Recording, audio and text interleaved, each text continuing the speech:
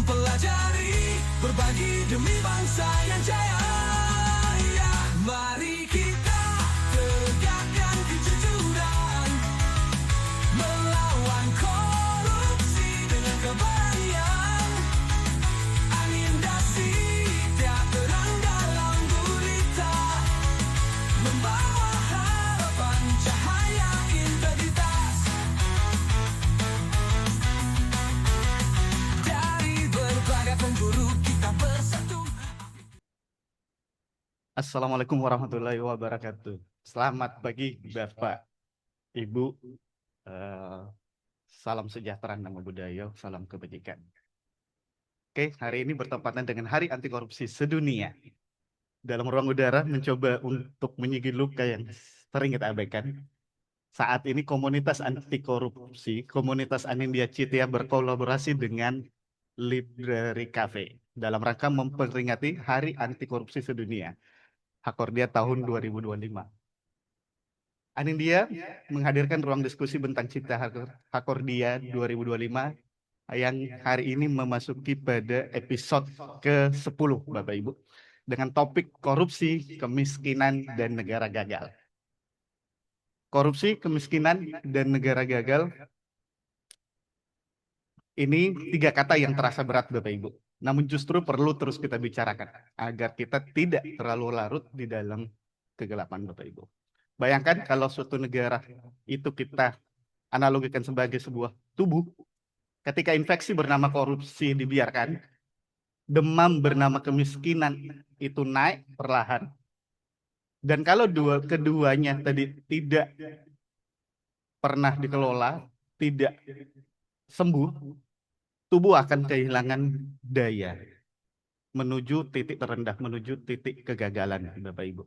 Hari ini di ruang podcast kita telah hadir 2 naracitya yang setiap hari, mungkin dalam kesehariannya bertugas melakukan pengawasan dan pengendalian untuk memitigasi praktek-praktek korupsi, Bapak Ibu. Pada pagi hari ini kita sambut narasumber kita yang pertama, Bapak Felix Joni Darjoko. Selamat pagi, Pak Felix. Pagi Mas Yul. Apa kabar? Yang kedua ada Bapak Leo Lendra. Oke, Selamat pagi, Pak Leo. terima kasih. Apa kabar, Bapak? Sehat? Alhamdulillah sehat Mas Yul. Alhamdulillah. Senang sekali diundang. Ya. Hari ini Hari Anti Korupsi Sedunia, Bapak-bapak. Pas persis di tanggal 9 Desember. Nah, sesuai dengan topik yang tadi saya sebutkan, Bapak Ibu, ada 3 kata. Kata yang penuh makna sebenarnya, Bapak Ibu ya. Bapak-bapak di sini. Tadi ada korupsi, kemiskinan, dan negara gagal. Kita mulai dari negara gagal dulu. Dari belakang. Iya, kita mulai dari belakang nih. Kita mulai negara gagal. Apa sih negara gagal itu menurut pandangan Bapak-bapak nih? Kita mulai dari Pak Felix mungkin. Oh ya, makasih Mas Yul. Sebelumnya saya ucapkan terima kasih ya dan apresiasi nih kepada Anindya Citya. Saya itu sudah mendapatkan jadwal untuk Anindya Citya itu mungkin hampir setahun yang lalu. Wow. Luar biasa nih, saya apresiasi kepada penyelenggara. Jadi agenda Anindya Citya itu sudah dibentangkan, jadi bukan hanya selama Hakordia saja, dibentangkan selama 1 tahun. Dan yang nggak terasa juga akhirnya hari ini sampai. Alhamdulillah. Agak cukup nervous ketika yang diangkat negara gagal. Lalu konsep negara gagal itu apa? Kalau kita baca-baca, pada prinsipnya kan ada 3 kata kunci ya. Jadi ketika negara gagal memenuhi kebutuhan dasar masyarakatnya, atas apa? Atas kohesi, aman, dan pelayanan dasar. Pelayanan dasar itu ya pendidikan, kesehatan, dan penghidupan dasar lainnya, pelayanan-pelayanan sosial. Itu pada prinsipnya Mas Yul. Saya kira posisinya itu, walaupun bisa banyak ya. Ya. Belum lama ini Presiden pernah menyampaikan hal yang mirip ya di bulan Juli itu ketika beliau diundang di Mahkamah Agung. Hmm. Versi beliau lebih jelas garisnya. Jadi beliau melihat di pembukaan Undang-Undang Dasar 45 Oke. 4 tujuan itu Tujuan ketika bernegara. Indonesia atau negara gagal memenuhi 4 tujuan itu, terutama yang 3 yang pertama ya, melindungi segenap tumpah darah, lalu memajukan kesejahteraan umum dan mencerdaskan kehidupan Kehidupan bangsa, bangsa. maka bahaya itu kalau sampai Tiga yang tujuan. satu tidak terlindungi, yang kesejahteraan umum tidak terjadi, yang ketiga eh, tidak cerdas ya. Oke. Baik. Kurang lebih itu, Mas. Kalau menurut pandangan Pak Leo, Ya, kayaknya sama tuh jadi. Iya. Ya, intinya kan negara gagal berarti negara yang gagal mensejahterakan penduduknya, masyarakatnya gitu kan. Ya, Oke. cuman emang bukan ngomong 1-2% kan pasti Ya. kan. Pasti kan secara umum, secara general. Kalau gampangnya kalau bicara angka kalau ada negara yang penduduknya 100 juta berarti negara itu dianggap gagal karena 99 juta rakyatnya dari 100-nya itu tidak bisa makan, Makan. Oke. kemana-mana takut, banyak kejahatan, Kejahatan. keluar rumah takut, mau ngasih pendapat pikiran nggak berani karena mungkin yang pemerintah rezimnya otoriter, kejam segala macam gitu. Nah, dia tidak sejahtera seperti yang didefinisikan di Undang-Undang Dasar tadi ya. Tiga Terjadi hal tadi. terjadi perpecahan. Nah, tapi artinya kondisinya memang secara umum mestinya, bukan Eh, hanya parsial. Bukan umum tapi menyeluruh, paling Menyeluruh malah. menyeluruh. Kalau mau disebut gagal. Eh, tapi memang konsep ini mungkin supaya eye catching ya. Iya, iya, iya, iya.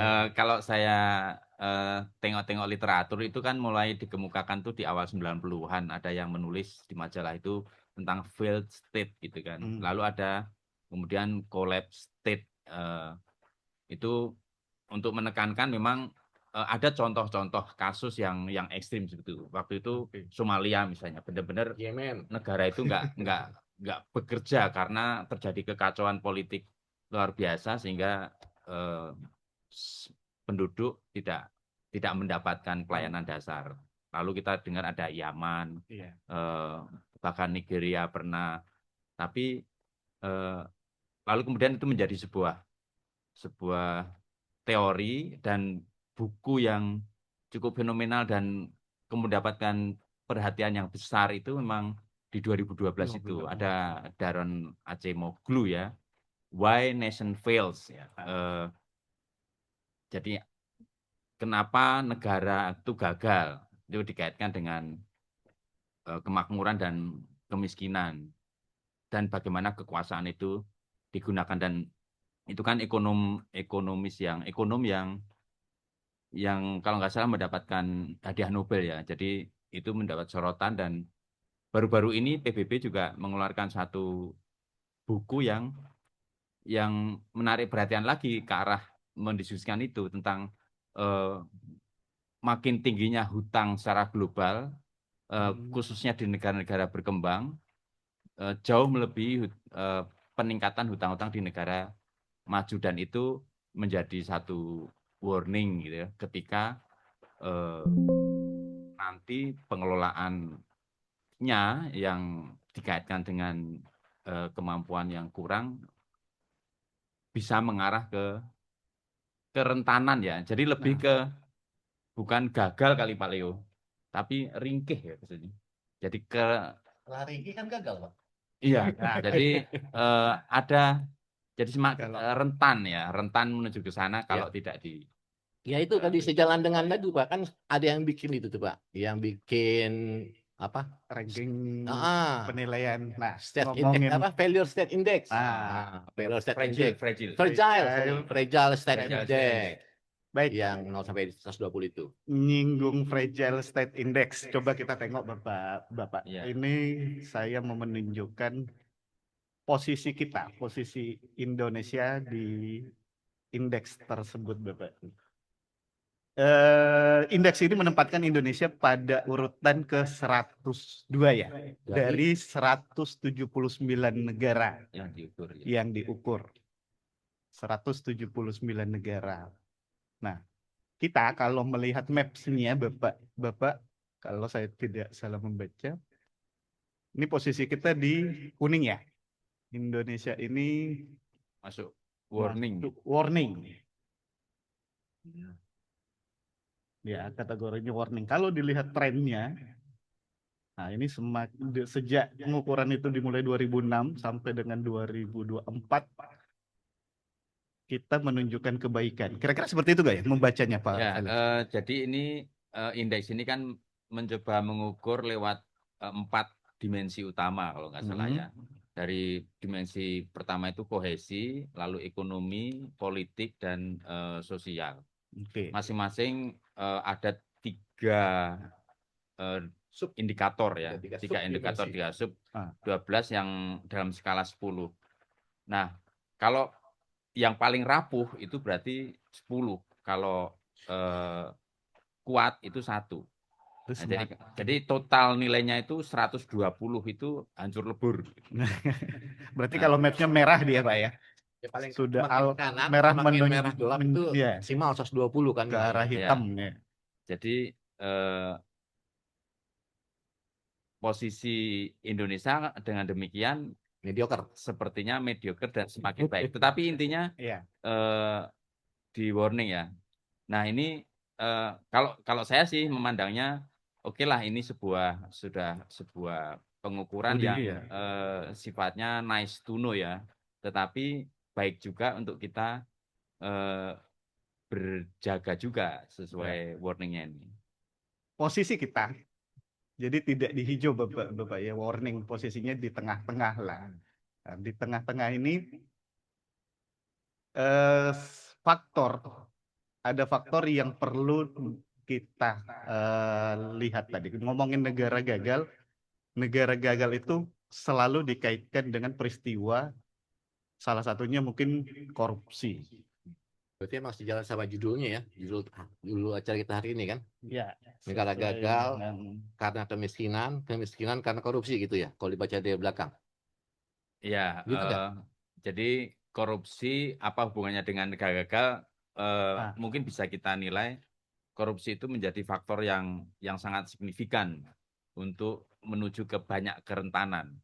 Karena korupsi identik atau diasosiasikan dengan bagaimana tentang negara itu diurus oleh lembaga-lembaga yang pemerintah dibentuk lewat undang-undang. Nah, ketika di sana syarat dengan praktek perilaku oportunistik untuk kepentingan dirinya atau kelompoknya dan mengabaikan kepentingan publiknya, ya itu yang didapat nanti, bisa kemiskinan lalu pada akhirnya menuju ke kerentanan. Tapi bukan hanya kemiskinan ya, memang spektrumnya sangat luas dan itu memang muaranya pada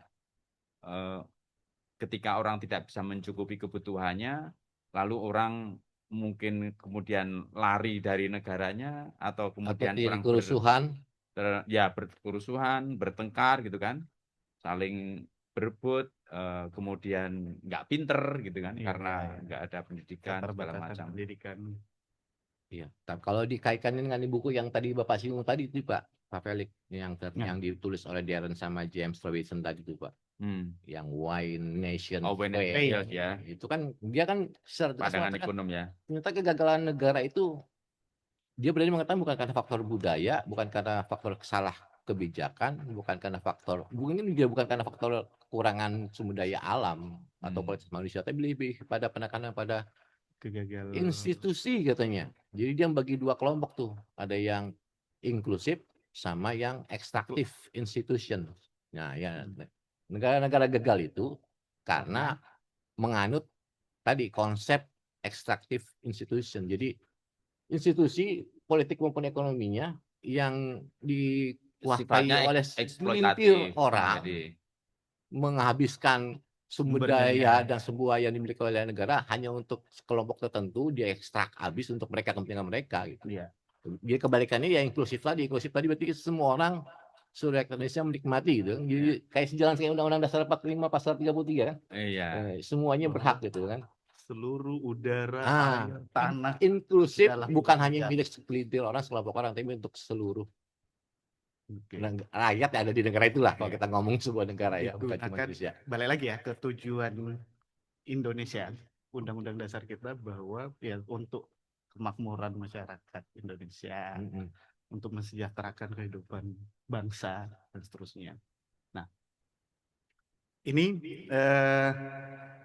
indeks hasil pengukuran TI terhadap kita, terhadap Indonesia, terhadap Indonesia. Kita saat ini skor kita 37 2024 ya, ada di ranking 99. Kalau dilihat trennya tadi sama nih Bapak, kita menuju ke arah yang lebih baik nih posisi saat ini. Kira-kira gitu kan? Tergantung kita melihat ya. Gimana Kalau Pak? kita pengen melihat apa namanya lebih menyenangkan hati, Ya. Trennya aja Pak. ya trennya naik gitu kan, Trennya naik. Tetapi kalau kita lihat nilai absolutnya, kalau tadi terbalik ya, kerapuhan 100. Kalau ini tadi 120. Ini 100 itu yang bagus. Ya. Dan sejak diukur tahun 95 itu tidak pernah mencapai angka 50. Bahkan 40 pun tidak gitu. Itu 40 tuh pernah tahun 2019. Ya, 40 sekali ya. Ini menunjukkan bahwa orang bisa mengatakan relatif stagnan ya. Jadi bisa begitu ya. Tetapi ketika naik 2 poin dari 38 ke 40 ada peningkatan lebih bagus. Tapi kemudian dari 40 ke 37 kok memburuk lagi. Nah, ya saya kira ini lagi-lagi ini sebuah ukuran yang kita nice to know, kita baik paham, tetapi jauh lebih kompleks ya bicara tentang pengukuran korupsi ini, apalagi jangan-jangan kita definisi korupsi pun masih nggak sama ini. Beda-beda. Sama ya. Jadi, tapi intinya secara umum mau digambarkan kita itu masih sangat struggling berkenaan dengan korupsi. Setidaknya dari persepsi, ini kan dari persepsi ya, dari ada 9 kalau nggak salah, 9 survei indikator yang kemudian diagregasi oleh TI itu dipersepsikan seperti itu. Bahwa Indonesia masih di bawah rata-rata gitu ya?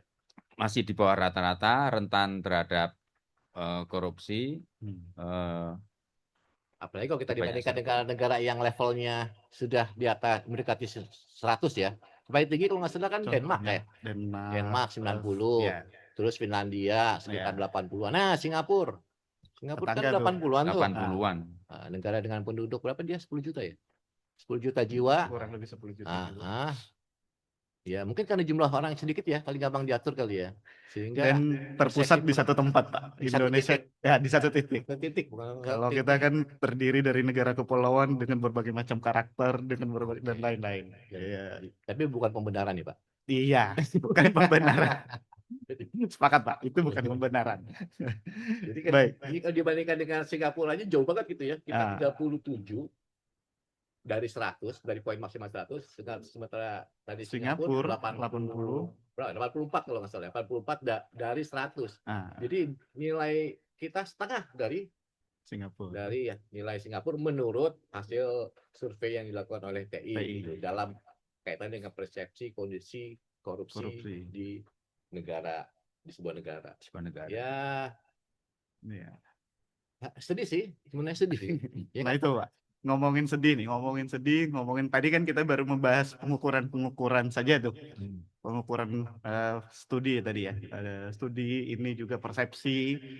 Saya mau coba ke kasus real yang saat ini beberapa saat kemarin Kompas mungkin ya atau Metro itu sempat membuat sebuah liga klasemen korupsi.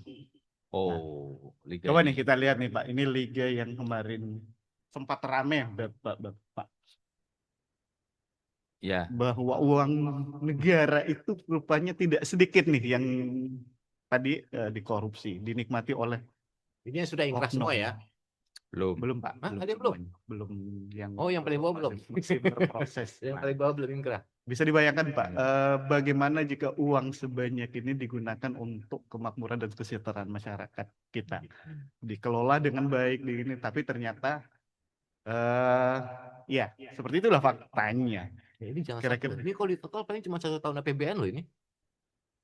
sedikit malah, Kalau di total ya kan 1 tahun APBN kita aja nih. itu yang ketahuan Pak. Oh, iya. Tapi yang tidak ketahuan kan kita belum tahu nih ininya.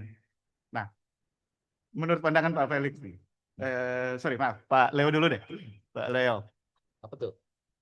Kira-kira Pak Leo, dari lesson learn yang bisa kita tadi kalau kita hubungkan dengan negara gagal, terus kita sudah saat ini ya Data-data seperti itu. data-data ini berhasil lah kita dapatkan. Ya, kita sudah mencium tadi, oh ada loh praktek di mana-mana. Kalau dilihat kan di mana-mana nih kejadiannya. Apakah kita menuju lebih baik atau malah lebih Tanya itu ya. ya Padahal kan ada teori iceberg itu. Yang terluka tuh jangan-jangan hanya di ujung aja itu yang tampak Oke. di permukaan laut ya kan. Yang teori di iceberg, iceberg teori gunung es. gunung es. Iya, Itu iya, jangan-jangan gunung es sungguhnya di bawahnya nggak kelihatan, di pucuknya doang yang Oke. terungkap ini gitu kan. Iya, iya, iya, iya, iya. Kalau saya sih 90% percaya tuh sama teori iceberg itu. Paling kan 80% lah gitu. Ya tapi sih kalau emang mau ngeliat angka-angka ini sih memang dahsyat banget sih. Mungkin saya bilang tadi paling kan ini kalau nggak salah kalau total kan sekitar satu tahun APBN kita ya. Jadi 1 tahun APBN nggak perlu, bayangkan sih, kebayangkan 1 tahun nggak perlu repot-repot mengut pajak gitu kan, nggak perlu jual sumber daya alam, cukup untuk menghidupi, membiayai Iya. belanja negara selama 1 tahun kan emang dahsyat juga angkanya. Dan kalau ditarik dengan tadi, kalau ini bisa nggak ada atau uang ini bisa dirampas semua dikembalikan ke negara, kan 1 tahun PBN nih bisa untuk mempercepat proses pengurangan pengentasan kemiskinan Indonesia kan. Kalau sebagian besar rakyat Indonesia sudah dientaskan dari kemiskinan, maka kalau kita tarik garis lurus ke depan ke belakang ya berarti kan potensi untuk fail-nya semakin kecil. Kalau ditarik ke angka yang dihasilkan oleh tadi FSI, jangan-jangan kita udah bisa di bawah 60 poinnya, mendekati hijau, Bisa lebih, udah ya. nggak kuning lagi kalau semua ini bisa Terkelola dengan baik. diambil lagi ini sama negara ini dari orang-orang yang mencurinya, Ah. diambil lagi termasuk plus undang-undang perampasan aset gitu kan, Ah. yang udah dia punya boleh dapat demo terserah ambil semua gitu. Iya. Nah itu Pak, Untuk pertanyaan saya. pengentasan kemiskinan ya. Sudah siapkah kita mengelola? Apa sih yang perlu diperbaiki nih Pak? Ini kan kita tahu nih, banyak hal. Berarti kan banyak kebocoran di mana-mana. Terus kemudian kita ambil tuh. Kita ambil, sekarang mau dikelola seperti apa kira-kira? Biar kejadian ini tidak terulang lagi, ada hal apa yang perlu kita perbaiki misalnya kan Pak? Mungkin sebenarnya Atau gimana? gini, Pak Felix kalau gimana, Pak? boleh. Pertanyaannya ini. Jadi kita kembalikan dulu tentang apa namanya, kita pertama percaya korupsi menjadi masalah besar Ya. yang bisa membawa negara atau bangsa ini ke kerentanan yang lebih serius, yang narasi yang paling ekstrim adalah negara gagal. Oke. Lalu seberapa besar gitu kan? Lalu ini kemudian medsos terlepas dari biasnya seperti apa mencoba Medsos, Kompas. ya Media, medsos menurut saya masih medsos ya. Media. Ya. Karena ini belum bisa diuji dan kalau kita bicara tadi ini ada berita-berita pengungkapan lalu dibuat liga seperti ini Ya. dengan spektrum yang agak bervariasi. Nah, masalah besar, oke, berarti ini ngomong tentang besar, magnitudenya ada tergambar. Tapi seperti yang sampaikan Pak Leo, ini teori gunung es, mungkin jauh lebih besar. Nah, lalu kita kembali kepada seperti apa sih eh, biaya sosial dari korupsi, seperti apa sih kita mengkuantifikasi derita, Ya, ya, mengkuantifikasi derita korban iya. dari perbuatan yang bernama korupsi.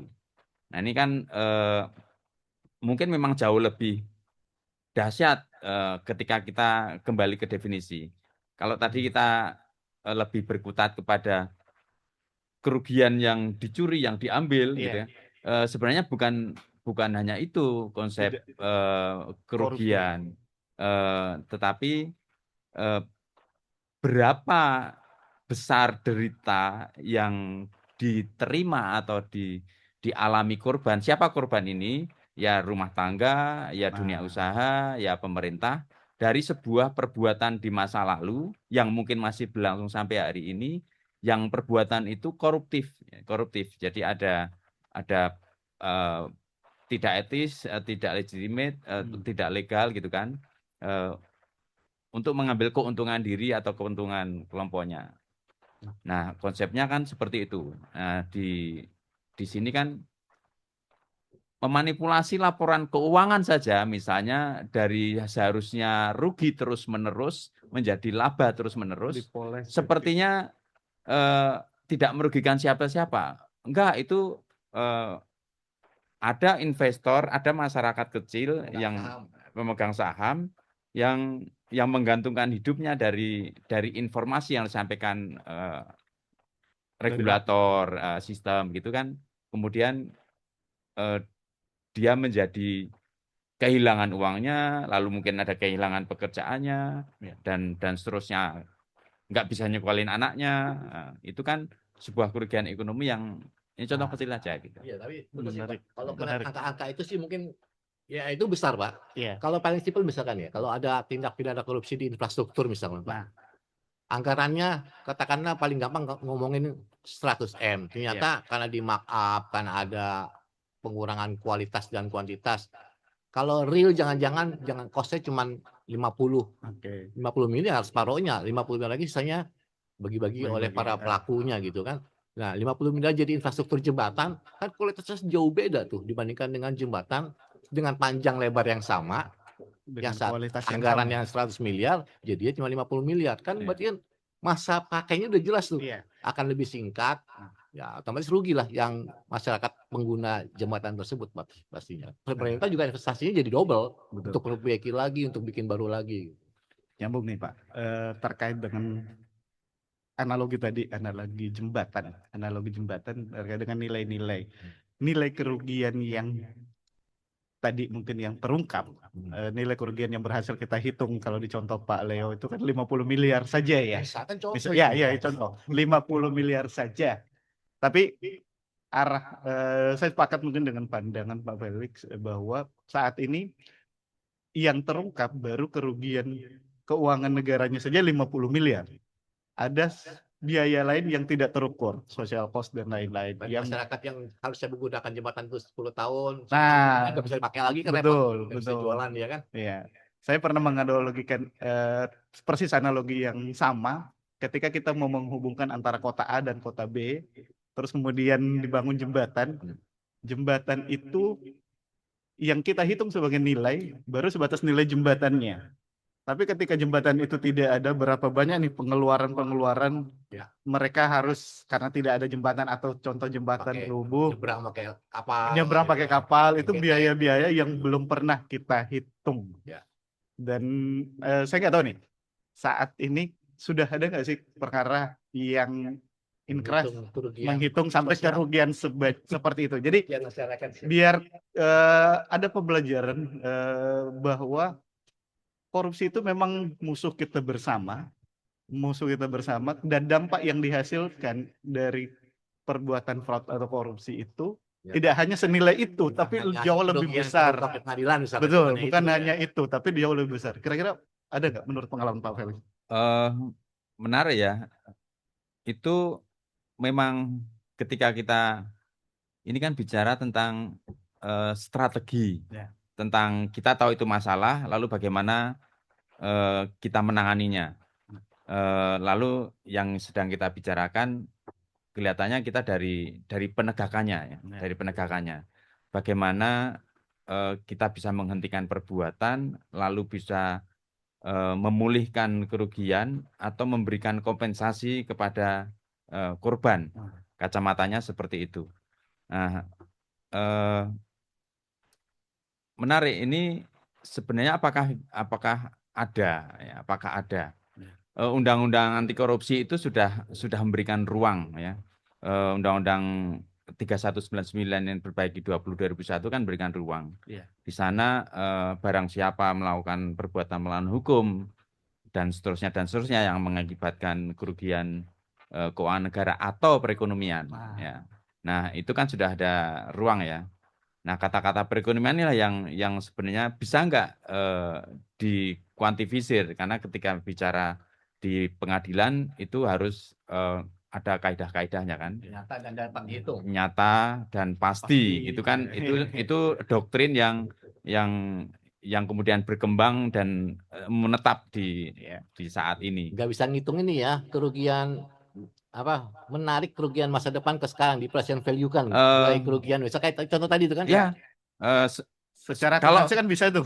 kalau ketemu metode, mestinya kalau rumusan nggak apa Pak, di present value aja Iya, kan, ya, yang bukan. sosial, yang tanggung masyarakat itu ya aja. maksud saya berarti metode yang bisa diterima di undang-undang. dalam sidang pengadilan kan, karena doktrin nyata dan pasti itu nanti akan apa yang membuatnya tidak nyata, apa yang membuatnya tidak pasti sehingga dari sisi hukum bisa diterima. Kasus CPO ya. Oke. Contoh ya. Iya, iya. Secara kualitatif itu semua mungkin bisa melihat bahwa sebuah penderitaan itu nyata.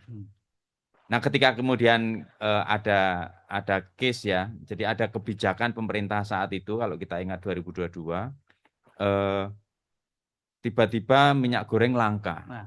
Lalu pemerintah mengantisipasinya dengan satu kebijakan, setiap perusahaan sawit, perusahaan minyak goreng itu harus sebelum mengekspor CPO-nya harus menyuplai Dalam negeri. pasar domestik ya, pasar domestik untuk minyak gorengnya.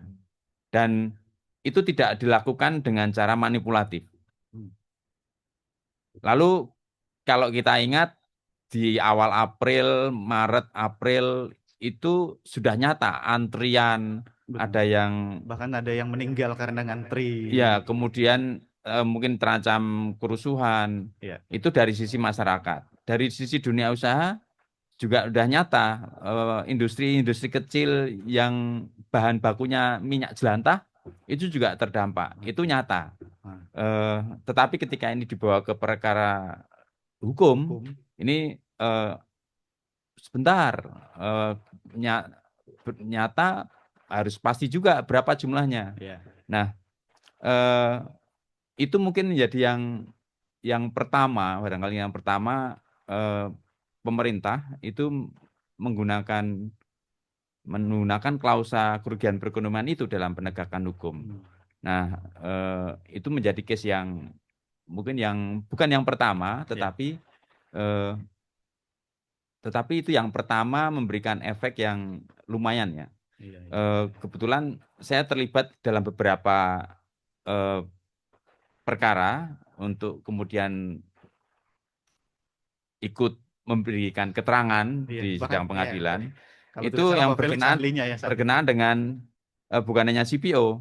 Jadi ada CPO, tekstil, kemudian sawit gitu ya. Dan itu sebuah strategi cara bahwa bagaimana kita mengungkap sebuah perbuatan lalu membuat derita bukan hanya pada pemerintah, dalam hal ini fiskal pemerintah itu dirugikan karena mungkin pajak hak pemerintah hak negara tidak diterima, kemudian pemerintah harus mengeluarkan Bansos satu migor. belanja gitu Bansos migor ya. Ya, bansos migor saat itu misalnya untuk CPO. Lalu bagi rumah tangga itu juga menderita kerugian karena perbuatan itu ya, kalau misalnya, dan dunia usaha juga demikian. Nah, itu kemudian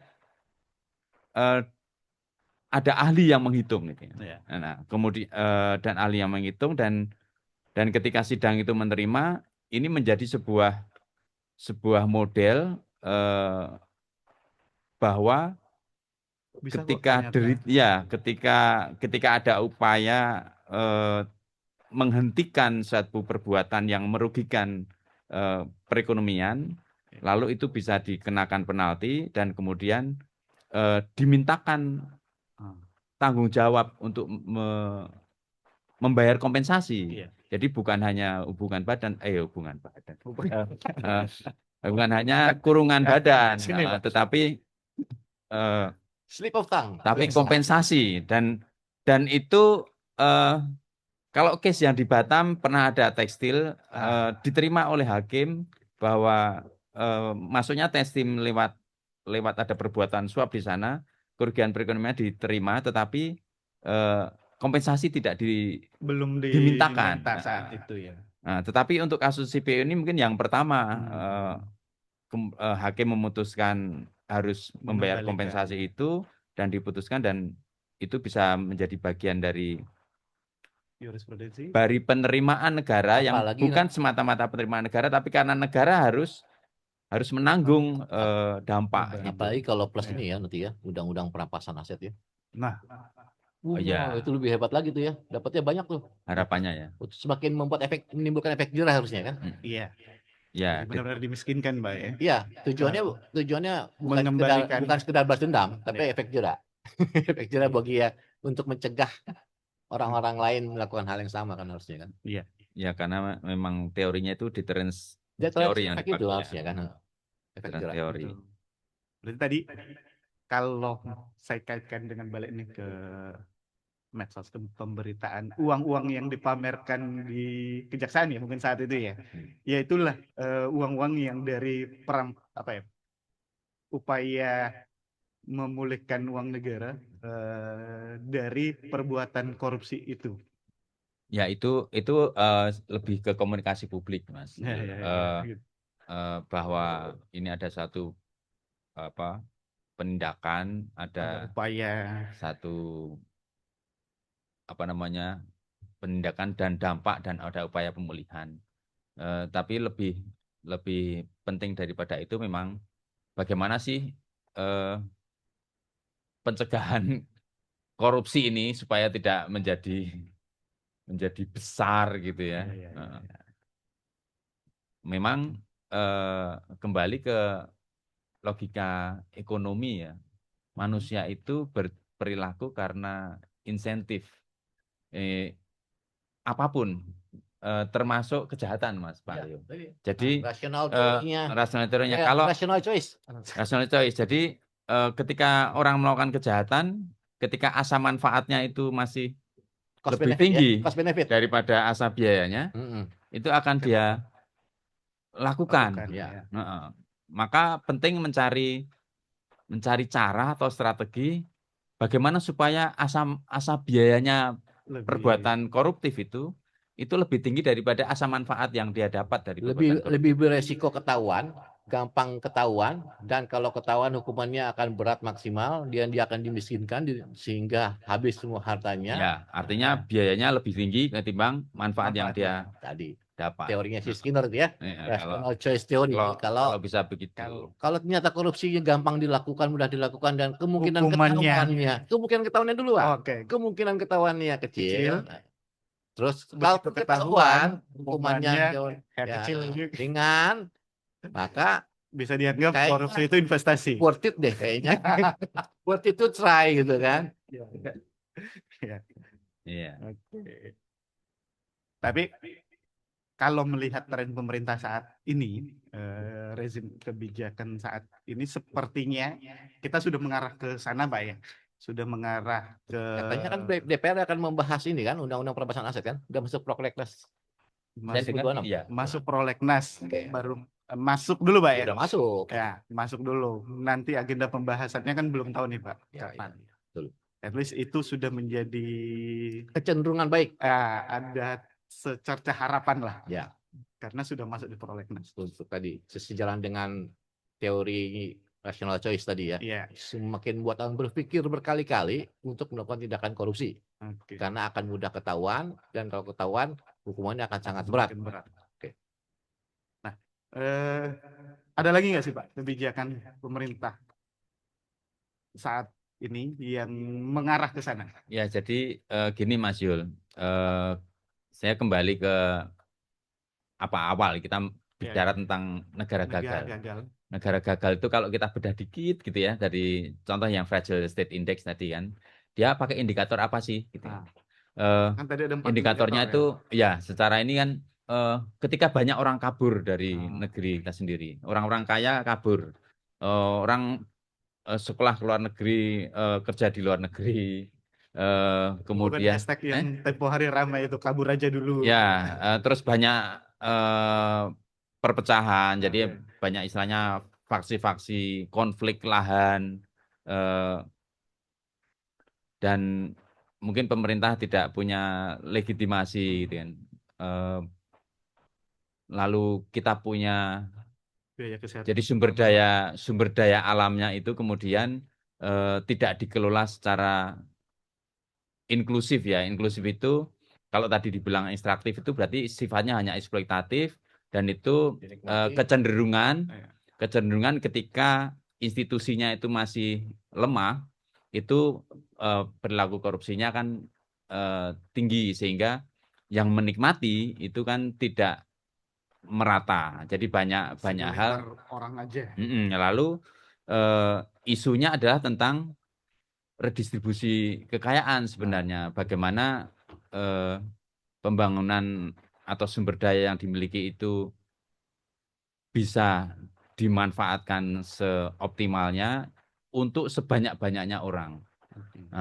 Lalu yang dikaitkan dengan supaya tidak koruptif itu biasanya partisipasi. Inklusif itu kan berarti kan melibatkan masyarakat sipil gitu ya, partisipasi sehingga semua ikut menikmati. Nah, dalam konteks itu kebijakan-kebijakan hari ini itu saya rasa ke arah sana ya. Ketika, nah contohnya kebetulan saya direktur di bidang usaha energi dan pertambangan. Nah, isu di sumber daya alam kan sangat kuat di sini. Kalau saya pelajari migas misalnya, dulu itu ketika sebelum reformasi, ya, itu kita dianggap pengelolaan migas itu buruk. Jadi hanya untuk segelintir, dan itu koruptif ya, karena masalah kelembagaan. Lalu kemudian reformasi lahir, karena kata kuncinya reformasi itu anti korupsi, maka kelembagaannya diubah. Dulu Pertamina yang menjadi perusahaan negara, regulator sekaligus operator, lalu dengan reformasi undang-undangnya kan diubah. Maksudnya supaya efisiensi ada, lalu kemudian hasilnya negara itu kita mengatur bisa digunakan untuk bangunan. Tetapi ternyata masih juga bermasalah kan soal itu kan. Bagaimana migas atau tambang ini bisa digunakan sebesar-besarnya untuk kemakmuran rakyat. Itu masih menjadi persoalan karena mungkin ada yang salah ini. Masalahnya di tata kelolanya nih kan. Salahnya orangnya. Negara memberikan konsesi, tapi kemudian kenapa hasilnya tidak dinikmati kemana? secara merata gitu ya. Nah, hari ini kan lalu mungkin ada satu kesadaran ya. Jadi tata kelola yang buruk itu artinya pelanggaran-pelanggaran yang terjadi itu dilihat, lalu kemudian negara hadir di sana, lalu ya memperbaiki tata kelolanya, gitu kan? Ya, dari yang pelanggaran dari mulai diambil alih. Jadi ini ada sesuatu yang sifatnya agak kembali ke Undang-Undang Dasar pasal 33 itu. Iya. Jadi ada hak menguasai negara ketika ada satu sumber daya yang seharusnya bisa untuk banyak orang itu ternyata Tidak dieksploitasi dengan cara Hmm. tidak benar. Gitu. Dalam konteks yang sempit ini kan misalnya dia merambah kawasan hutan gitu kan. Oke. Maka dia ini bisa diambil alih. Harapannya ini akan diredistribusi lewat program-program pemerintah Yang juga lain. yang bisa semua bisa menikmati. Oke. Semoga ya. Ya. Semoga dikelola dengan baik, Semoga. dengan benar, Nah, sesuai ini. dengan tujuannya, inklusif, melibatkan orang banyak dan emang untuk kepentingan orang banyak gitu Iya. kan. Ya, yang Inklusif tadi kan. PR-nya menjaga tata kelola, Pak. Menjaga tata kelola itu supaya tetap semuanya sesuai dengan niat awal tadi, mengembalikan fungsi segala air, udara, Bagi dan tata kelola, mitigasi risiko kan. ya, memitigasi. Dan disitulah peran Ya. Bapak ya itu kita ya, kita gerak kelas- bersama ya. ya, Dari sisi bahwa ada pelanggaran-pelanggaran dalam pengelolaan sumber Nah. daya, itu ada penegakan. Lalu penegakan itu salah satunya adalah meminta kompensasi kepada para pelanggar.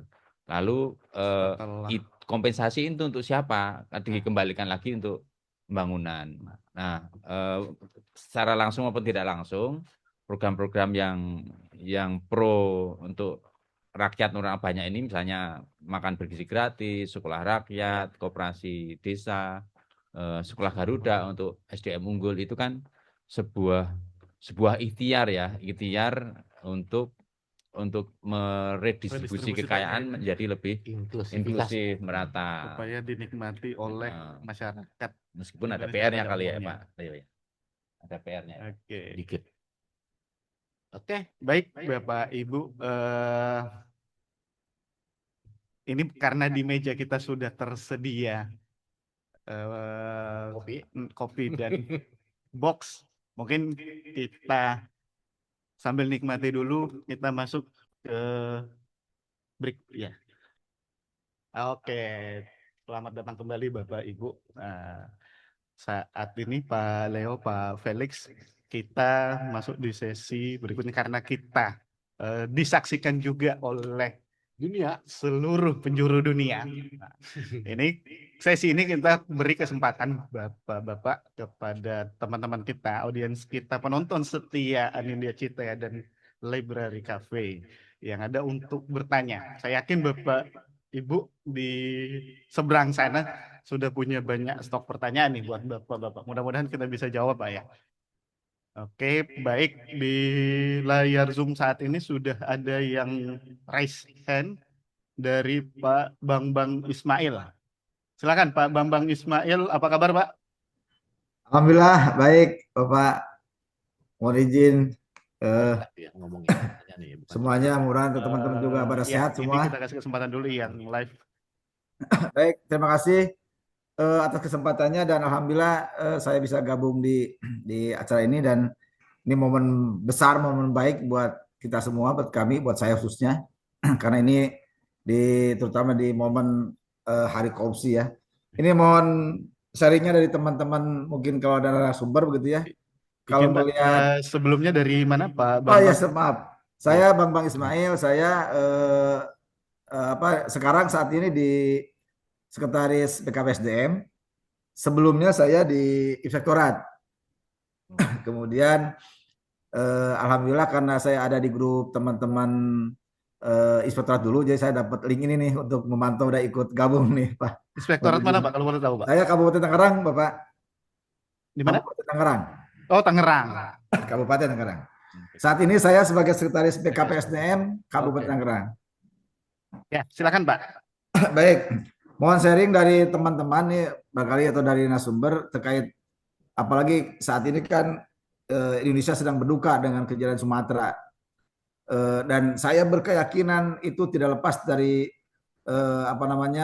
korupsi, kemudian kemiskinan dan kegagalan dalam penanganan.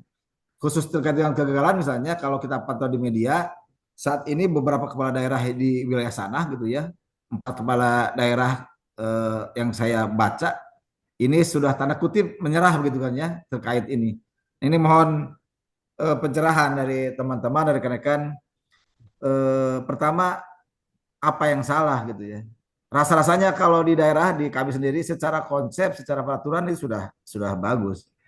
Tapi eh, sangat memungkinkan ketidakberdayaan daerah ini karena memang adanya apa ya kekuatan pusat gitu ya, kekuatan korporasi pusat atau bahkan di pemerintahan pusat yang tanda kutip terhadap korupsi ini lalai gitu ya, lalai sehingga kejadian duka kita di Sumatera saat ini. Ini mohon pencerahan dari rekan-rekan bagaimana seharusnya kami di daerah ya. Rasa-rasanya sih aturan sudah coba kami bentuk gitu ya, tapi ada kalanya di luar itu kejadian gitu ya. Ini mohon mudah-mudahan hal ini tidak terjadi di daerah lain. Mudah-mudahan khususnya di Kabupaten Ngarang, mudah-mudahan tidak terjadi. Nah, jadi mohon sarannya mesti gimana nih kita nih teman-teman di daerah khususnya buat kita yang tidak terjadi hal ini supaya tidak terjadi. Demikian mungkin Pak. Oke, Terima baik. kasih. Terima kasih Pak Bambang Ismail dari Sekretaris BKSDM Tangerang, Pak ya. Jadi, baik, untuk menjawab pertanyaan dari Pak Bambang, saya berikan kesempatan pertama dari kepada Pak Felix mungkin ya. Pak Felix, tadi Pak Bambang sudah menanyakan nih Pak terkait dengan tragedi peristiwa atau bencana di Sumatera. Bahkan tadi disampaikan bahwa ada beberapa kepala daerah sudah hampir give up nih Mbak, menyerah menangani ini bencana tersebut. Nah, kira-kira bagaimana caranya supaya kejadian serupa tidak terjadi di Oke. daerah lain? Silakan Pak Eh, Felix. Apa yang kita lihat atau alami, atau bukan saya alami ya, tapi saudara-saudara kita alami di Sumatera, itu sebagai contoh dari sebuah dampak yang sedang kita bahas juga, dampak dari banyak hal. Nah, dampak atau kalau kita sebut di dalam materi berkaitan dengan governance adalah ini insiden risiko sedang terjadi. Nah, insiden risiko sedang terjadi dan begitu katastrofikalnya dampak itu ya. Lalu kita mencoba lihat ini dari mana gitu, dari arah mana. Ya. Nah, yang ada adalah hari ini kalau menurut saya sih kita refleksikan dalam 30 tahun terakhir, katakanlah 25 tahun itu mungkin kita lihat bagaimana pengelolaan sumber daya alam, bagaimana tata kelola komoditas yang berkenaan dengan lahan itu berlangsung. Dan di situ ada banyak pihak yang terlibat dan bisa jadi itulah yang menjadi faktor-faktor penting untuk menjadi sumber ya. Sebagai contoh, saya pernah terlibat dalam menangani kasus perkebunan sawit ya di Sumatera. Dia mendapatkan konsesi dari bupati, ya, kepala daerah, karena waktu itu kewenangannya ada di kepala daerah menerbitkan IUP ya, izin usaha perkebunan maupun pertambangan kalau itu tambang, pernah ada itu, dan ada abuse di sana. Jadi ada berbagai pelanggaran di sana.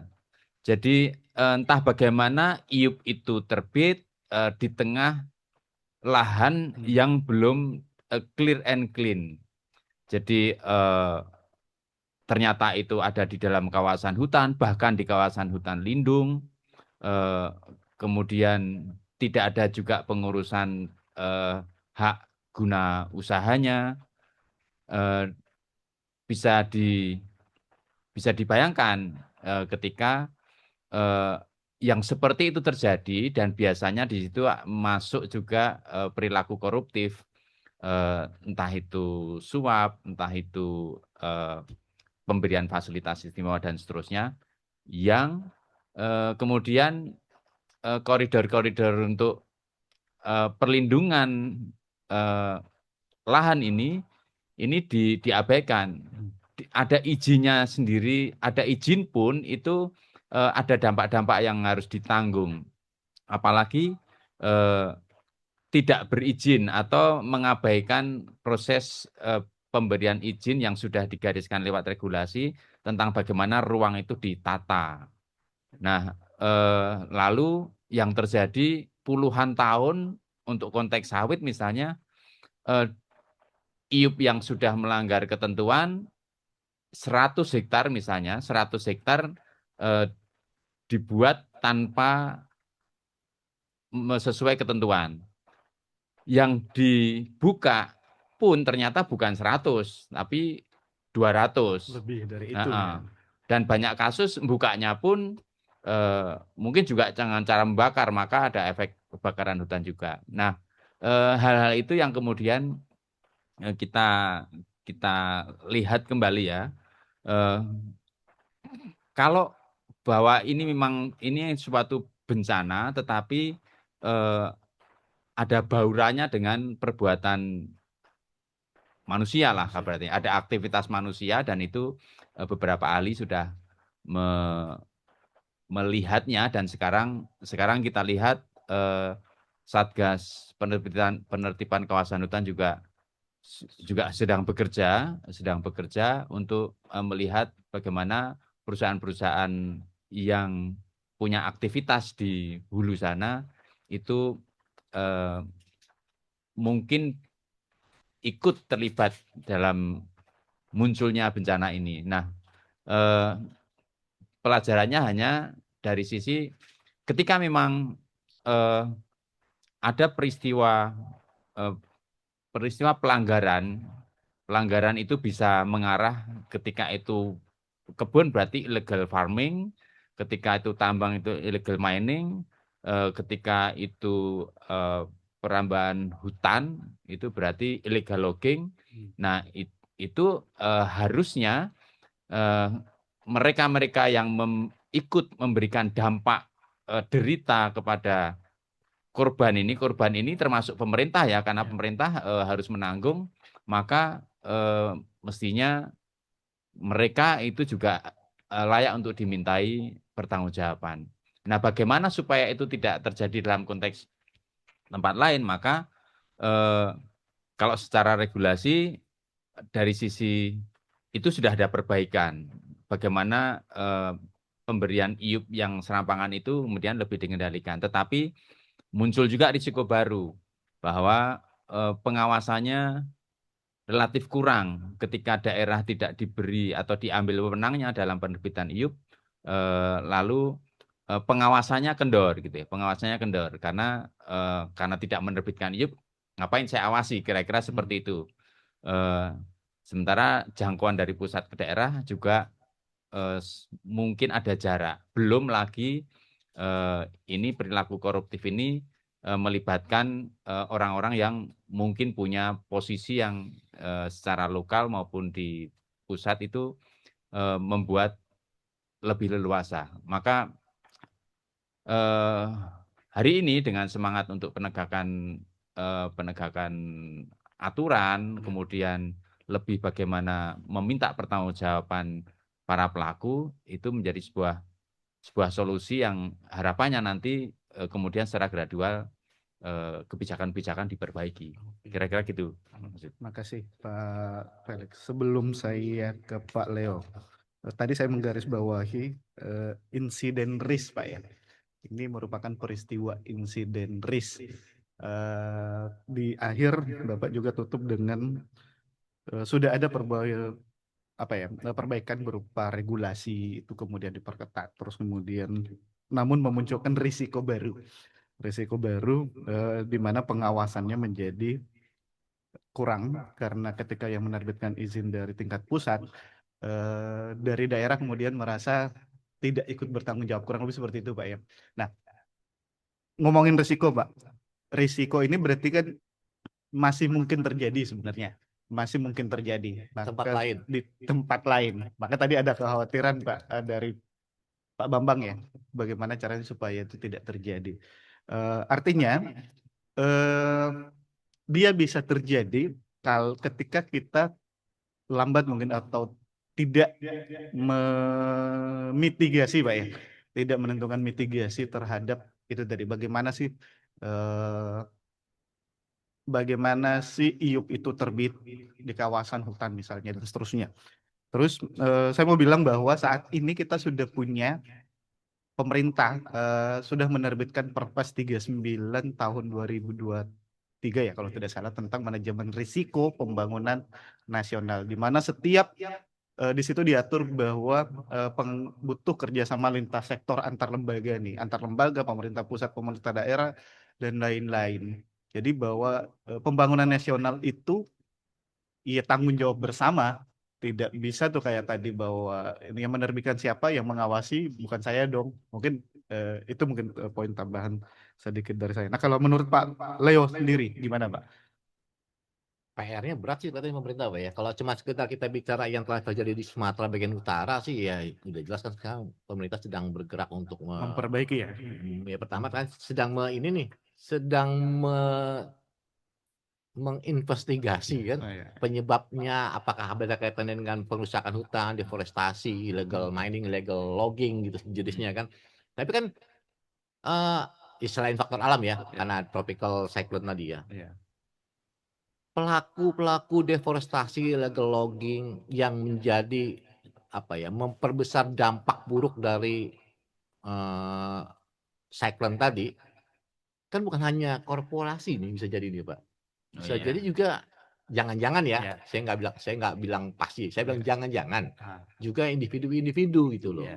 Individu-individu yang memang selama ini memang menggantungkan nafkah kehidupannya itu dari hutan gitu loh. Iya. Baik dengan memanfaatkan kayunya langsung atau dengan budidaya tanaman perkebunan, sawit dan sebagainya macam atau illegal mining gitu kan di hutan, kawasan hutan yang jelas-jelas mungkin di RT RW-nya udah jelas bahwa itu memang peruntukannya adalah hutan konservasi, hutan lindung atau sebagainya macamnya gitu kan.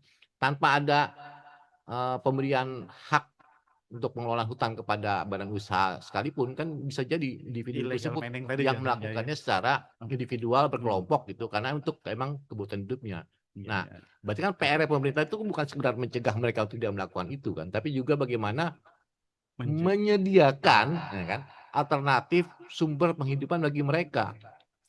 Kan penting juga dong. Kita cuma sekedar melarang jangan merusak hutan, jangan illegal logging ya, Tapi illegal tidak punya mining. solusi Pak ya. Solusinya apa? Orang Ya. itu sumber penghidupan mereka gitu kan harus ada juga solusinya gitu. Memberikan juga mereka kesempatan untuk mencari alternatif sumber penghidupan yang lain. Jadi PR-nya bukan sekedar menginvestigasi yang terjadi di Sumatera bagian utara sekarang. PR pemerintah juga mencegah hal yang sama terulang di tempat-tempat lain. Jangan sampai tempat-tempat lainnya hutannya akhirnya habis deforestasi baik oleh badan usaha maupun perorangan, individu, legal maupun ilegal gitu kan, yang akhirnya memperburuk dampak bencana alam sebenarnya. Bencana alam ini nggak bisa kita hindari kan, ya. tapi memperburuk dampaknya itu karena ada faktor deforestasi urusan tanah manusia. Nah, alternatifnya apa nih kita untuk memberikan kesempatan mereka penghidupan yang layak selain dari merusak hutan tadi kan mesti dipikirkan juga di kota. PR-nya banyak pemerintah berarti ya. Iya. Termasuk tadi berarti ya menciptakan lapangan kerja, taruhlah kalau memang ini seperti itu. Nah, kira-kira gitu Pak Ismail Pak ya. Pak Bambang Ismail jawaban dari narasumber kita atau mau Ya, ditambahkan? ada satu kata kunci sebenarnya kalau dari pengamatan kami ya. Iya. Sebelumnya kebetulan saya juga bertugas di Kalimantan Timur. Pengawasan ya. Pengawasan itu memang menjadi kunci untuk risiko terhadap pengelolaan konsesi secara serampangan itu bisa diminimalisir dan sebenarnya secara undang-undang ada tugas atau ada peran yang diletakkan di pundak pemerintah daerah untuk melakukan itu. Walaupun misalnya kalau tambang ada inspektur, sebenarnya di perkebunan itu juga dinas itu juga dimintai untuk melakukan pengawasan, tetapi memang hal yang seperti ini kenapa itu kurang greget pengawasannya? Apakah soal kewenangan? Sebenarnya barangkali kita coba bertanya, apakah soal kewenangan atau soal kemauan atau soal kemampuan gitu. Nah, itu kadang-kadang saling berkelindan. Saya kira karena saya lihat perilaku ekonomi itu memang tidak mengenal moralitas ya. Kalau tidak diawasi, ya dia rambah itu kemana-mana itu, kalau apalagi di dalam hutan, Pak. Semuanya bisa dilakuin kok. Nah. Nggak ada yang punya. Enggak lihat ya mana. Dan kalau saya sih masih percaya ketika itu rakyat itu skalanya enggak besar. Tidak akan Modalnya pun tidak besar, Pak, tidak ya? akan destruktif, tidak akan katastrofik ya. Tetapi biasanya perusahaan, saya pernah mendapatkan penjelasan misalnya kenapa terjadi kebakaran hutan. Itu bukan rakyat yang buka lahan bakar-bakar, tapi karena itu perusahaan biaya land clearing antara membakar dengan sesuai kaidah itu terlalu jauh berbeda. Gitu. Ya tadi berarti balik ke Jauh lebih analisis cost and benefit-nya. ya. Jauh lebih. Dan pengawasan jadi kunci sih. Oke. Banyak loh orang yang jual-jual tanah untuk kebun, Pak. Untuk individu-individu, ditawarkan kepada individu-individu beli tanah 5 hektar sekian ratus puluhan juta gitu kan. Bukan tanah dia juga yang dijual itu sebenarnya, hutan gitu sebenarnya. Ya, kalau Anda mau ini beli nih, segera tebang, segera tanamin. Kalau enggak nanti saya jual ke orang lain lagi. Jadi itu tidak melihat legalitas kepemilikannya ya, tidak melihat dia kawasan dia yang hutan penting atau punya apa. kesempatan untuk bisa bertanam, dan itu kan individu-individu, Pak. Ya. Yang punya 10 hektar, 5 hektar, 10 hektar. Satu orang. Berapa banyak?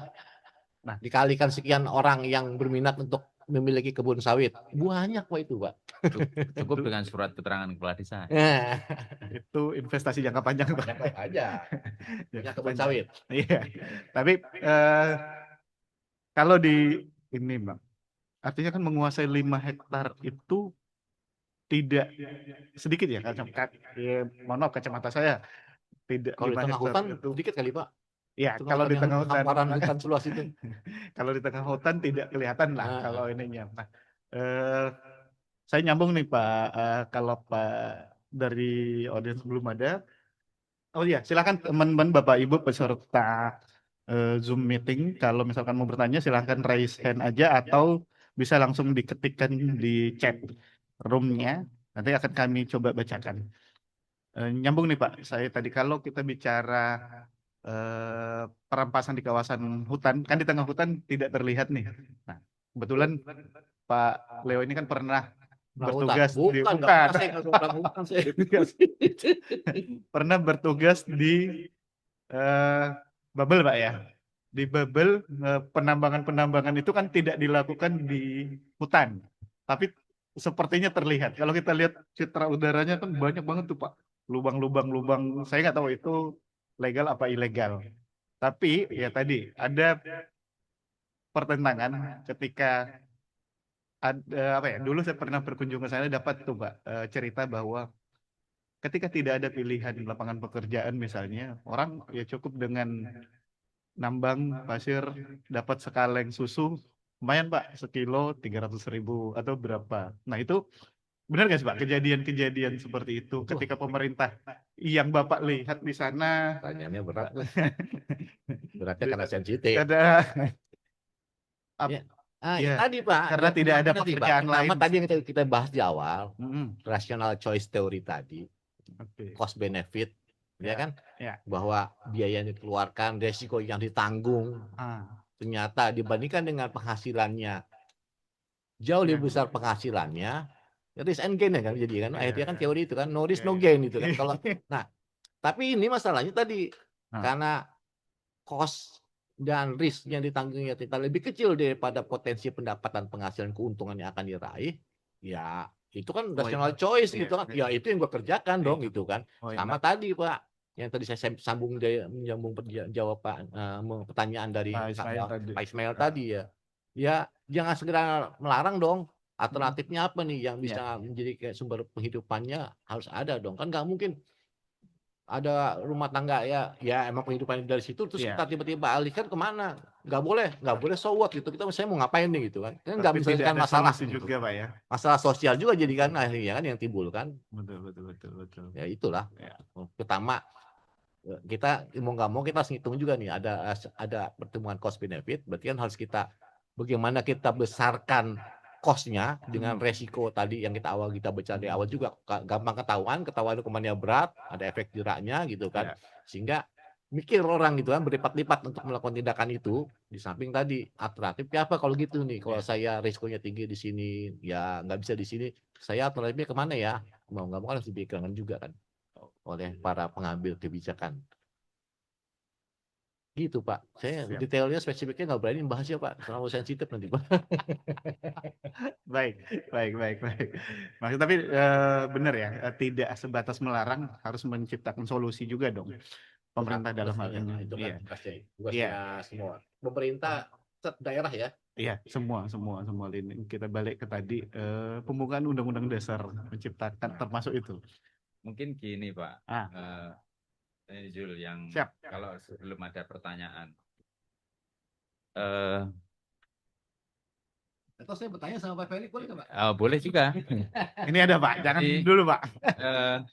Mulai dari mana gitu kan? Pertama tadi kita bicara negara gagal. Indikatornya itu hal-hal yang tidak ingin itu terjadi. Hal-hal ini yang terjadi. Perkampungan kumuh, tidak ada kesempatan pendidikan, ekonomi timpang, tidak adil dan seterusnya, infrastruktur nggak ada, nggak ada Kesehatan ketertiban, mahal. kesehatan ya, kan gitu. Lalu kemudian itu ternyata bukan soal budaya, bukan soal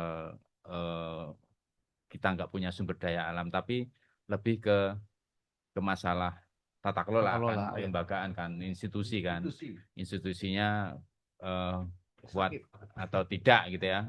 Kalau ekstraktif berarti pokoknya hanya eksploitasi aja dan biasanya untuk kepentingan elit. Lalu maunya inklusif. Nah, tapi ini kan mulai dari mana? Kalau yang kita lihat kan rasanya sepertinya kerentanan itu agak sering kita dengar ya.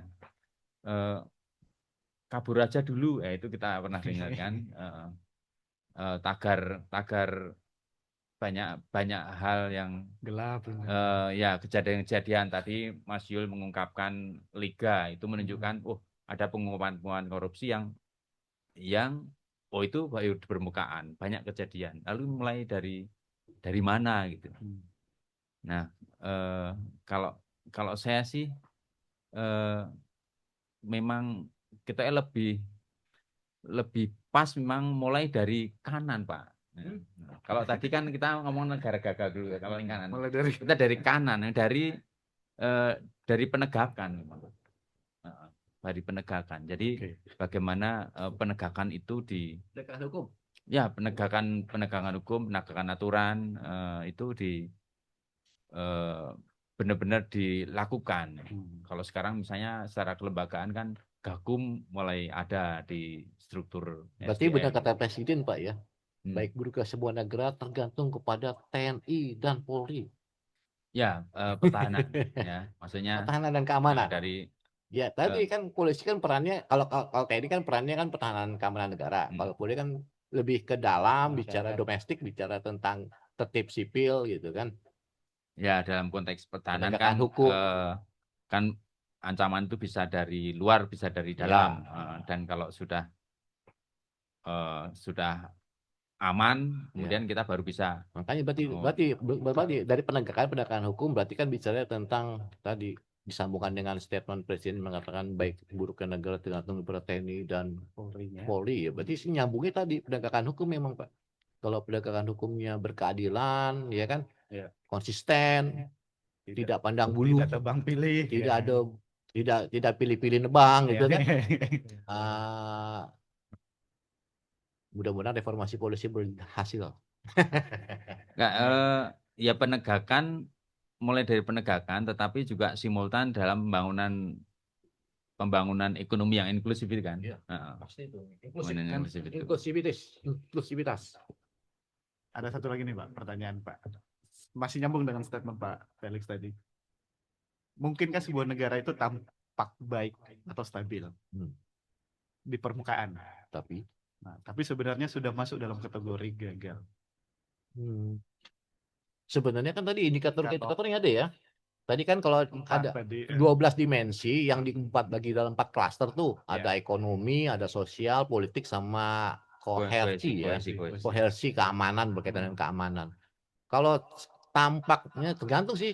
Nah, kalau sekedar yang dimasukkan tampak sekedar persepsi, pandangan para elit, para politisi yang suka ya katakanlah dia tidak menyampaikan apa yang sebenarnya, bisa jadi untuk kepentingan pansos kah atau apakah gitu kan, bisa jadi ya tampaknya kan.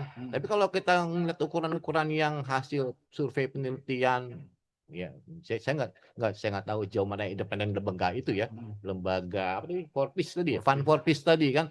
Tapi kan paling nggak kan mereka punya alat ukurnya, ada indikatornya. Jadi kalau sekedar tampak di permukaan apa tadi, kuat gitu. ya, Tampak sepertinya kelihatannya baik, atau stabil. ternyata tidak stabil. Ya enggak sih, harusnya itu angka indikator itu gampang terlihat itu, apalagi bicara tentang politik keamanan tuh sosial, kelihatan tuh kerusuhan. Demo aman, tertib terkendali, oh nggak ada kerusuhan, kan bagus tuh. Dibandingkan demo yang rusuh, yang chaos, bakar-bakaran, nah, itu udah beda itu kan, udah kelihatan, ada nampak banget itu sebenarnya kan. Indikator itu nggak gampang diukur dan nampak. Jadi kalau sekedar terlihat baik-baik saja, ternyata rapuh. Kalau sekedar di berita, di sosmed bisa jadi. Tapi kalau kita mau ngeliat sendiri sama-sama di lapangan kan nggak bisa juga kita membedakan. Nggak bisa kita ketipu sih. Gampang aja kita membedakan antara sekedar omong-omongan sama fakta di lapangan. Oke, baik. Kita sampai di mana? akhir nih Pak. Oh, sudah selesai kita gitu. sudah kode nih Pak. Kita di Sudah. kode. Kalau kita kayaknya kita belum mendengarkan Pak Felix mengeksplor segenap isi hati. Padahal butuh waktu 1 tahun loh Pak Felix buat ini. Iya. Baik, kita kasih kesempatan Pak Felix. Mungkin closing statement dari Pak Felix nih. Ini Iya. kayaknya udah disimpan lama nih tadi. Jadi, kita setahun. oke. Lebih. Monggo Pak. Jadi judulnya boleh negara gagal, tetapi kita jauh dari itu. Oke. Indonesia jelas jauh dari itu. Indonesia jauh lebih baik dari apa yang akan disebut negara gagal. Walaupun itu tetap bisa dijadikan semacam patok ya untuk kita menjaganya, jangan sampai itu terjadi. Memang banyak masalah yang dialami, dihadapi ya, dan diadres.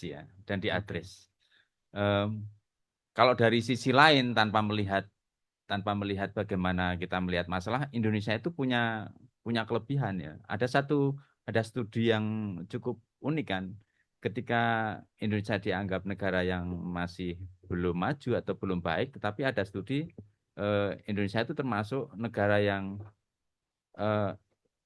flourishing ya, sejahtera secara sempurna, yang ukurannya itu bukan soal selalu materi, tetapi soal konektivitas ya, makna hidup terkoneksi satu sama lain, orang masih berangkat ke gereja, ke masjid, sembahyang, ada hal-hal yang lain yang membuat kita tidak perlu khawatir. Murah hatinya Indonesia itu diakui ya. 3 hari ini bencana Sumatera dalam beberapa jam apa namanya solidaritas itu tumbuh. Bantuannya cepat. Itu satu poin yang kita tidak perlu khawatir. Yang kedua adalah ya negara saat ini, pemerintah saat ini benar-benar mengadres itu. Kalau kita lihat indikator negara gagal dengan apa yang dikerjakan, rupanya itu yang diadres pemerintah. Misalnya salah satu indikatornya itu orang tidak punya rumah, maka presiden punya program 3 juta rumah. Orang tidak punya kesempatan pendidikan, maka presiden punya sekolah rakyat. Orang tidak punya pekerjaan, maka presiden punya makan bergizi gratis yang multiplier efeknya besar. Kemudian orang pintar itu tidak diakomodir. Nah ini juga lewat sekolah Garuda, lalu kemudian lewat sebuah ikhtiar. Saya sebut Daya Anagata Nusantara itu sebuah ikhtiar jangka panjang yang salah satunya adalah ke depan itu menjadi apa ya, tempat talenta terbaik bangsa, entah di mana dia berada. Itu ini ada satu tempat yang mereka bisa berkiprah gitu ya, Danantara itu kan akan mengelola aset yang sedemikian besar dan diberi ruang oleh pemerintah untuk fleksibel, untuk secara profesional melakukan pengelolaan dari mulai asetnya termasuk SDM-nya. Jadi saya membayangkan orang-orang pintar di Indonesia yang bekerja di sana itu nanti bisa direkrut Danantara, atau orang-orang yang sekarang mau sekolah bagus nanti bisa bekerja di lewat situ untuk menjadi GPS atau menjadi ya bahwa lewat itu nanti daya saing Indonesia dari banyak aspek itu bisa terwujud. Dan banyak hal lagi ya, keberpihakan dari sisi proyek-proyek Sarpras, kesehatan sama pendidikan, revitalisasi, itu juga bentuk mencoba redistribusi kekayaan yang keberpihakan itu nampak betul. Memang satu hal yang menjadi PR bagi kita semua kalau yang terlibat di dalam birokrasi adalah bagaimana ini menjaganya lewat tata kelola, pengendalian dan manajemen risiko yang baik. Saya kira itu Pak Zul, kalau boleh itu sebagai closing. Makasih Pak. Tadi flourishing state ya, dari studi dari Harvard itu Pak ya. Oh iya, itu dari apa itu? Bulan Mei atau bulan apa itu ya? Menempatkan Indonesia sebagai negara paling flourish. Amerika kalah itu. Amerika kalah. Jepang kalah. Flor bunga apa flor tepung nih? Oke, itu tadi dari Pak Felix. Iya. Kesempatan berikutnya kita kasih ke Pak Leo, Pak. Oke, terima kasih. Dari Pak 1 menit dari saya. Sesuai dengan judulnya nih, korupsi, kemiskinan, dan negara gagal. Maka pertanyaannya adalah, bisakah korupsi menyebabkan sebuah jadi negara gagal? Ya kalau ngeliat dari, kita ngeliat ini ya, tadi FSI, Fragile Survey Index, kan ada paling nggak ada 4 dimensi: politik, ekonomi, sosial, dan keamanan. Mungkinkah gara-gara korupsi sebuah negara gagal? Kalau menurut saya sih bisa-bisa jadi kan. Karena tadi kan Pak Felix di muka udah mengatakan korupsi itu jangan sekadar dilihat kerugian keuangan negara yang berhasil katakanlah diputus hakim sekian triliun kerugian yang nyata dan dapat dihitung, pasti dapat dihitung. Ternyata kan dapat kerugian dari perilaku korupsi luar biasa, kemana-mana dampaknya kan. Banyak orang yang dirugikan langsung maupun tidak langsung dari masyarakat. Jadi kemudian korupsi bisakah menyebabkan kemiskinan? Iya bisa jadi. Kalau kita ngomong paling simpel, tadi kita analogkan infrastruktur, masyarakat menghubungkan jembatan, menghubungkan 2 desa, kalau nggak ada atau masa pakainya ternyata singkat sebentar udah rusak, otomatis kan lain muncul, memiskinkan masyarakat yang ada di yang seharusnya terhubung oleh kedua jembatan tersebut kan di 2 titik. Itu paling simpel sih. Terlagi biaya-biaya pemerintah untuk yang seharusnya bisa digunakan untuk hal-hal yang lebih baik, ternyata habis dinikmati oleh segelintir orang gitu di korupsi. Harusnya bisa buat memberi makan 1 juta orang, gara-gara korupsi jadi tinggal separohnya. Biaya yang dikeluarkan lebih besar lagi. Otomatis kan harusnya bisa lebih mudah untuk membangun negara ini, untuk meningkatkan pertumbuhan ekonomi misalkan, kalau nggak dikorupsi. Tapi gara-gara korupsi ekornya jadi tinggi misalkan, gitu kan? Kalau itu ngomong kemiskinan, bisa berdampak ke sosial pastilah ya. Orang miskin kan, kalau miskinnya sedikit nggak masalah. Kalau miskinnya tambah lama tambah banyak, kan akan menimbulkan masalah sosial tuh Pak. Akan tingkat penganggurannya tinggi, akan melibatkan masalah kejahatan di masyarakat dan lain-lain sebagainya, nyambung semuanya tuh. Ya ujung-ujungnya masalah faktor keamanan juga kan, ekonominya udah kena, masalah sosialnya kena, keamanannya kena. Maka 4 indikator yang tadi digunakan oleh FSI untuk mengukur tingkat fragilitas dari sebuah negara bisa masuk. Jadi nyambung juga tuh, apakah korupsi bisa sampai jadi negara gagal kalau dibiarkan berlarut, membesar dan memberikan dampak kepada seluruh sektor, seluruh sisi kehidupan masyarakat, ya bisa jadi gitu. Jadi emang harusnya nggak dianggap biasa dan jangan dibiarkan harusnya. Itu, thank you Pak. Siap.